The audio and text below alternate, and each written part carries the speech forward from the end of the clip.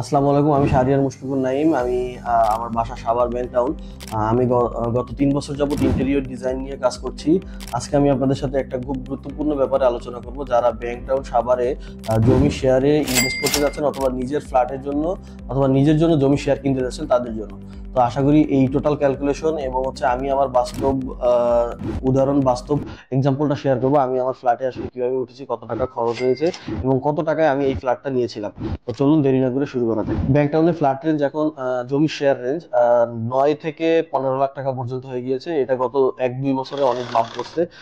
আগে হয়তো 7-8 লাখ টাকা, 6 লাখ টাকার মধ্যে পাওয়া যেত, বাট এখন এটা 9 থেকে 15 লাখ টাকা পর্যন্ত চলে গিয়েছে। তো আমি আশা করছি আপনারা একটা জমির শেয়ারের যে ধারণা সেটা পেয়ে গেছেন।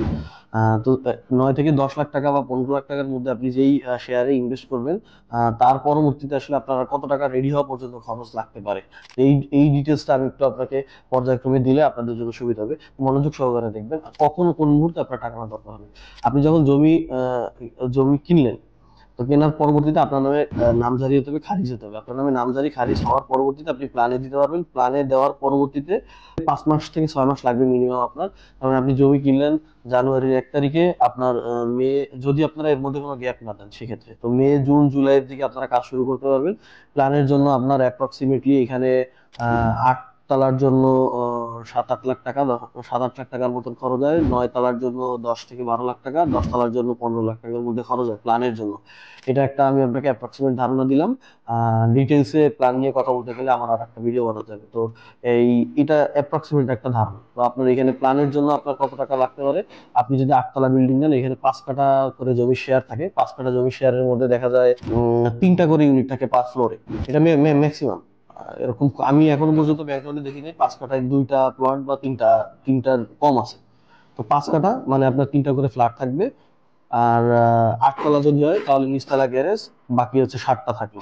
বাকি 7টা ফ্লোরে 3 7 21, তার মানে 21টা ফ্ল্যাট। তার মানে আপনার যদি 10 লাখ টাকা খরচ হয় টোটাল প্ল্যানের জন্য, আপনি 21 দিয়ে ভাগ দিলে আপনার বের হয়ে যাবে আসলে আপনার পার শেয়ারে আসলে কত টাকা লাগছে। এবার যদি 9 তলা হয় তাহলে হচ্ছে 12 লাখ টাকার মতন খরচ যাবে।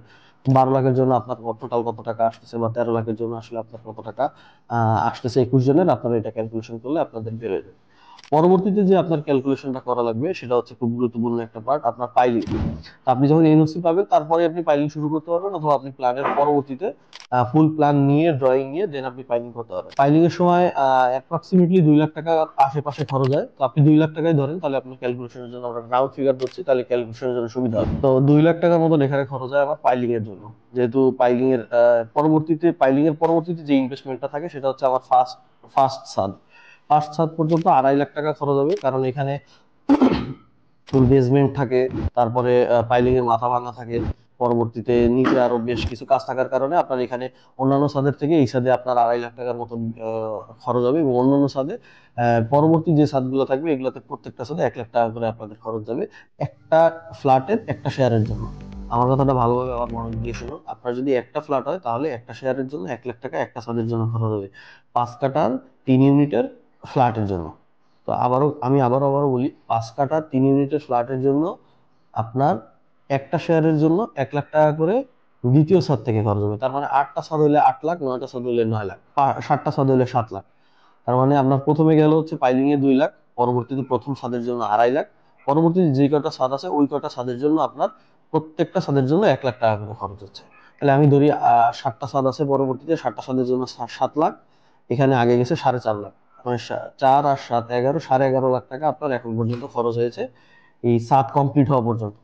এর মধ্যে আপনার ছাদ কমপ্লিট হয়ে যাবে, এর পরবর্তীতে আপনি যেই খরচটা আসবে সেটা হচ্ছে আপনার ব্রিক, প্লাস্টার, পেইন্ট, আদার্স টুকটাক স্যানিটারি ওয়ার্কস, এগুলা।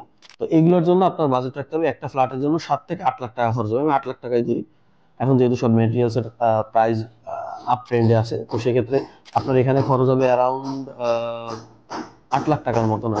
তার মানে 11.5 আর 8, 19.5 লাখ টাকা। তো 19.5 লাখ টাকার মধ্যে আপনি একটা ভাড়া দেওয়ার মতন করে পরিবেশ তৈরি করতে পারবেন। এখানে আমি নিজে থাকার কথা বলছি না, এখানে নিজে যদি আপনি থাকতে চান সেক্ষেত্রে আপনার টাইলস বা আদার্স জিনিসের যেই খরচটা হয় এটার আমি একটা ধারণা দিব। আমি আমার ফ্ল্যাটে কি খরচ করেছি ও কি জিনিস ইনস্টল করে আমার টোটাল কত টাকা খরচ হয়েছে। তার মানে আপনি এখানে যদি 20 লাখ টাকা ইনভেস্ট করেন, সাথে হচ্ছে জমির একটা শেয়ার, তার মানে 30 থেকে 35 লাখ টাকার মধ্যে অ্যাপ্রক্সিমেট 30 থেকে 35 লাখ টাকার মধ্যে ±5% হতে পারে, এর থেকে বেশি হবে না। 35 লাখ টাকার মধ্যে আপনি ধরতে পারেন ব্যাংক টাউনে একটা ফ্ল্যাট রেডি।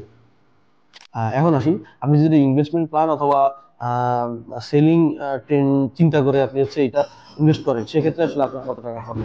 এইখানে আসলে 50 থেকে 65 লাখ টাকার মধ্যে রেডি ফ্ল্যাট সেল হচ্ছে, যেগুলো একটু ইন্টেরিয়র করা বা সুন্দর বা একটু ডিফারেন্ট ওয়েতে তৈরি করা হয়েছে, ওইগুলা 65 এরকম 65-র মতো করে সেল হচ্ছে। আর যেগুলো হচ্ছে 50 থেকে 65 বলার কারণ হচ্ছে কিছু ফ্ল্যাট আছে আপনার দেওয়াল প্লাস্টার এই পর্যন্ত করা আছে, ভিতরে রং করা নাই এখনো, টাইলস ইনস্টল করা নাই। এই জিনিসগুলো ওই পরিস্থিতি আপনি নিতে পারবেন, তখন আপনার 50 লাখ টাকার মতন খরচ যাবে। তার মানে আপনি যদি 35 লাখ ইনভেস্ট করেন, আপনি অনায়াসে এটা 50 লাখে সেল করতে পারবেন। যদি এটা লোকেশন এবং সামনের রাস্তা সবকিছু ঠিকঠাক থাকে, তাহলে আপনি এই রেঞ্জের মধ্যে নিতে পারবেন। নেওয়ার সময় আপনার খেয়াল রাখতে হবে আসলে আমি কোন পজিশনে নিচ্ছি, এবং আমার ফ্ল্যাটের আসলে কি পরিস্থিতি, আশেপাশে কি আছে না আছে, রাস্তাঘাট কি, কতটুকুর ভিতরে, এই জিনিসগুলো ক্যালকুলেশন করে নিলে আপনি এই রেঞ্জের আশেপাশেই থাকবেন, কম হবে না। 50 থেকে 65 বলছি, এর মধ্যেই থাকবে, কম হবে না বা এর থেকে আহামরি বেশি করাও সম্ভব না। এইটা হচ্ছে ব্যাংক টাউনে ওভারঅল যারা ইনভেস্ট করতে চান তাদের জন্য ধারণা।